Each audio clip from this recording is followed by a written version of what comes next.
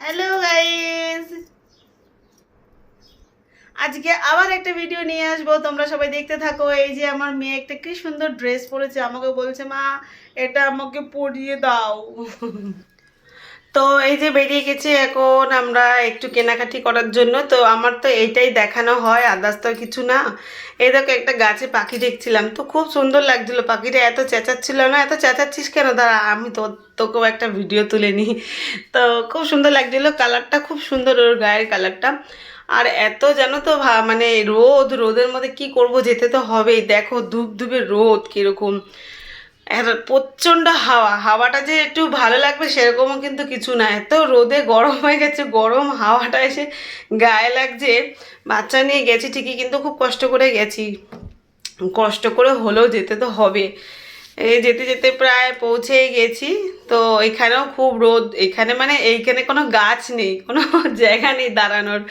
তার জন্য তো এইখানে একটা গাছ পেয়েছি, ছোটোখাটো গাছের তলায় গাড়িটা রাখা হয়েছে।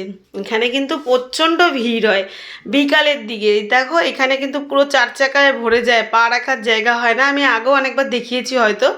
তো যাই হোক, আমাদের বিকালে আসার তো টাইম নেই, এই সময়টাতেই সময় হয়েছে, সেজন্য আমরা এই সময়তেই এসেছি। এটা কিন্তু সেই যে ভুজ, ওই যে লেখা আছে এখানে ভুজ, হ্যাঁ। তো এদিক থেকে দেখো আমরা ওই কোনায় চলে যাব। আমরা যেখান থেকে কেনাকাটি কিনবো সেটা হচ্ছে ওই কোনায়। তো ওইখানে যাওয়ার পরে আমার মেয়ে একটা চশমা দেখেছে, এই দেখো চশমাটা, ওটা ভাল লাগছে না, ওটা দেখেছে।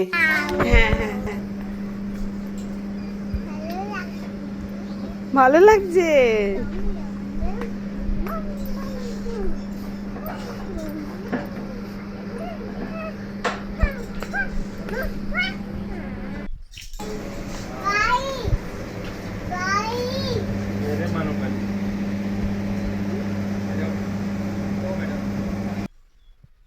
তো আমাদের ওদিকে কেনাকাটি হয়ে গেছে। যেই পুতুলটা দেখেছিল ওটা কিন্তু হলুদ কালারের নিয়েছে। তো বাইরে বেরিয়ে আমরা আইসক্রিম কিনতে চলে এসেছি, আইসক্রিম আর পপকর্ন। তো ওই যে ঝুড়ি ভরে আমাদের সব জিনিসপত্র। তো আমরা আর একটা মলও গেছিলাম, ওটা আর তুলিনি, ওটা অল্প কটা জিনিস কিনেছিলাম। তো আজকে যে কটা জিনিস কেনা হয়েছে এই কটা জিনিসই দেখালাম। তো কি দেখাবো বুঝতে তো পারি না, তাই এইসবই দেখাই।